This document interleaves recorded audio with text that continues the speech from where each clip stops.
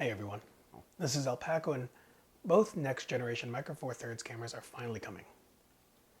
In the next 2 weeks, the OM-1 and the GH6 will finally be revealed.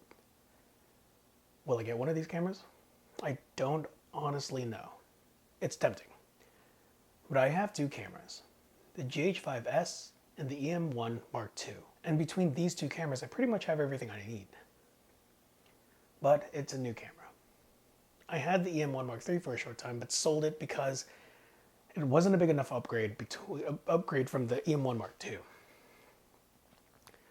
Reading through the spec sheets of the OM-1, I'm not really seeing the wow. That's not to say I won't want it, and the wow wasn't there. There are certainly features here that I do see value in for both my professional and personal work. So I'll just run through a few things about this new camera and what I think. I'll stick to just the things that I find interesting. First, it does look like it's finally going to have a backside illuminated and stack sensor, which is nice because at least in that respect, it's modern. The fact that it's backside illuminated or BSI will help with at least one stop better dynamic range realistically and lower the noise floor. They state that it's 2 stops better, and this may be true compared to the sensor that's been used in all their OM-1 series cameras for the last 6 years. Having a modern sensor can also be beneficial for some of the things OM Systems has planned in the future, assuming they do continue to improve on it with firmware upgrades. The stack sensor doesn't seem like it's going to do much, but stack sensors are optimized quite a bit better, so it can potentially be quite a bit faster. But there is something that will hinder it from fully utilizing that speed. The exciting part to me is the focus points. The OM-1 Mark III and X both have 121 cross-type phase and 121 contrast points. This new camera will have 1053 cross-type phase and contrast points. Huge improvement there. I know there are some complaints about the OM-1s not performing as well as they should, and I suspect this will help that quite a bit. It's also much faster of a camera regarding sequential shooting speed. The OM-1 will shoot up to 120 frames per second, which is intense. I think only the Nikon Z9 is that fast. I typically use 30 frames per second for wildlife in action. There have been times that 60 frames per second was extremely useful for me, but the buffer is a major limit on the OM-1 Mark II, which is what I have. Never got a chance to try it on the OM-1 Mark III, but I suspect it's about the same. Pro Capture Mode is also an extremely useful tool, especially if you're shooting alternative sports. Even if autofocus isn't active, when you're shooting in line, like skaters, surfers, or bikers, then the initial autofocus catch is the main shot that's important. I'm typically shooting between f5.6 and f11, so there's already a lot in focus. 120 is amazing. Not sure if autofocus is active during that time. The Z9 can autofocus while shooting 120, but it's limited to 11 megapixels. The Canon R3 and Sony A1 both shoot very quickly as well, but are limited to 30 frames per second, which is what I already shoot on my 2016 OM-1 Mark II. Keep in mind, all three of these super cameras are $5,500 and above.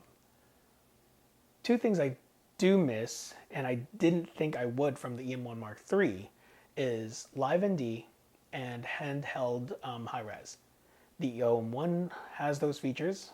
I am hoping that they add something to make them stand out a bit from the previous models, but they were awesome features that I want to use again for my own personal photography.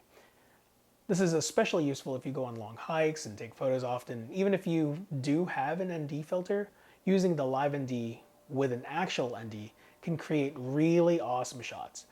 If you're a film photographer, it's pretty common to stack filters, and this is another feature to help you get the shot that you want. There is a new feature for astro tracking, which is something that I've grown a bit of interest in because of another channel called the Narrowband channel, who uses an OM-1X for astrophotography. I didn't realize how big MFT cameras were in the astrophotography world. If you don't know who the Narrowband channel is, his links are going to be below or up here somewhere. If you have any questions about astrophotography, this is the guy to go to. There's also some autofocus features that's been added to this style body, cars, aircrafts, and different trains, but don't get this twisted. These aren't new features. The only new subjects are dog and cat detection. These other autofocus features are found in the EM1X. They changed the name of the system from intelligent subject detection to AI detection autofocus, but it's the same thing, unless stated otherwise. The next thing that is a welcome change is in the video features. This is unfortunately the first OM Olympus camera with 10-bit 422 internal. I say unfortunately because the EM1 Mark III and the EM1X should have had these features. If they did, they probably would have sold a bit better in the US market when they were released. This is probably how Sony shooters felt, honestly. They waited 5 years for the A7S III before finally getting internal 10-bit in 2020. Also, this is probably how Canon shooters felt until the R5 and R6, which was also released in 2020, and how Nikon shooters felt until, well, honestly now, with the Z9. At least in the Micro Four Thirds world of cameras, there was already the GH5 and the GH5S. So it's been in this format since 2017. But now Olympus shooters get to have some of that 10-bit video. It will record in Cinema 4K in 10-bit 422 up to 60p, which is cool. That brings it up to the standards of the price pack. So it at least equals to the Sony A7 IV, R6, and Panasonic S5, S1, and GH5 Mark II. It has less of a bitrate than the EM1 Mark III, but hopefully this means the bitrate is a bit more consistent than the previous models. It will be able to do up to 240 frames per second in 1080, which is, again, very nice to have, but I'm not sure the color space. Hopefully that's also 10-bit to at least compete in its price range. It'll also be able to do 120 frames per second HEVC mode, which will probably look better than the 240. And I think 120 has a better chance of being 10-bit, but again, this is just an assumption. Speaking of HEVC, this and HLG are two features in video that I didn't think was coming at all. It will be able to shoot in HEVC in 4K 60 at up to 152 megabits per second. It will also be able to shoot in Cinema 4K in 24, 25, and 30 at 77 megabits per second. This is important to me personally because that's typically how I shoot on the GH5S. It really saves a lot of space and it's nice to grade. This also aligns it with the GH5 Mark II. What I'm worried about is that HEVC is going to be the only 10-bit format that will be available. It certainly looks like this in this case, but I'm hoping to be wrong about it. I personally don't see this as a big deal for myself, but there will be a lot of criticism towards this camera. There will be a new picture profile in movie mode. As I stated earlier, it's going to have HLG or hybrid log gamma, which will help in the dynamic range department. This is interesting to me because the GH5S HEVC only shoots in HLG. So I'm kind of expecting it to be the same case here. Again, I'm hoping to be wrong about this. Hopefully it'll have 10-bit in all the formats. The last feature that is kind of a big feature because there's no camera in this price point that offers this for free, except for the Panasonic S5, is it's going to be able to shoot external raw video. So no need for any firmware updates. It's going to be able to shoot ProRes RAW right out of the box. Well, at least according to the spec sheet, which I stated in my EM1 Mark III video that it was more work than it was worth, but doing more narrative projects and having it in the GH5, in my GH5S, this has actually been pretty incredible. With having RAW external, I'm wondering if it'll be able to shoot RAW at 120p. This would be awesome if it did this, and hopefully if it can do this, it does it without a crop. I'm also hoping it shoots the full width of the sensor without line skipping, so hopefully it'll shoot at 5.1K RAW. If you don't know, this is actually the same sensor that's in the DJI Mavic 3, and that camera shoots 5.1K ProRes. I'm also hoping that the internal recording is downsampled 4K from 5.1K, but honestly, we're going to find out in a couple days. One of the biggest problems I have with the specs of this new camera is the card slots. I was actually hoping at least one of the card slots would be CF Express Type A.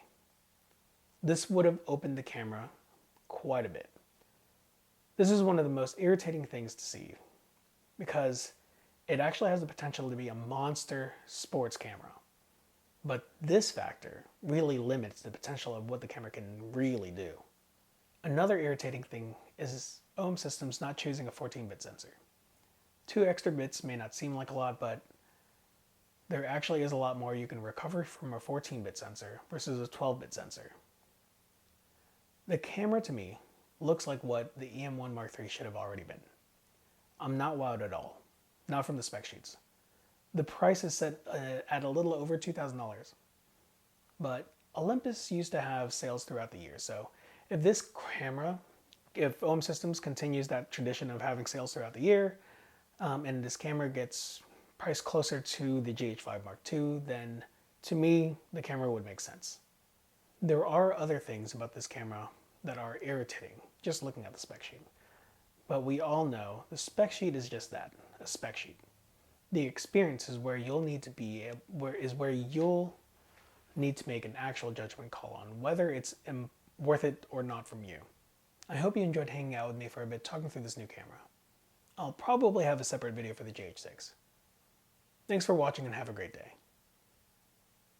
Oh, I forgot to congratulate OM Systems for being 3rd place in the mirrorless market in Japan. This is pretty incredible considering they only released one camera, and that was an EP7. Olympus OM sells to a much bigger market than the US, and they sell much more of their smaller size cameras compared to their larger size cameras, which to me is telling of what they should really concentrate on. Maybe it's time for them to consider getting a new Pen F, possibly even a digital XA. Considering you're calling yourselves OM in honor of Maitani, it makes sense to me to create a camera that he himself created.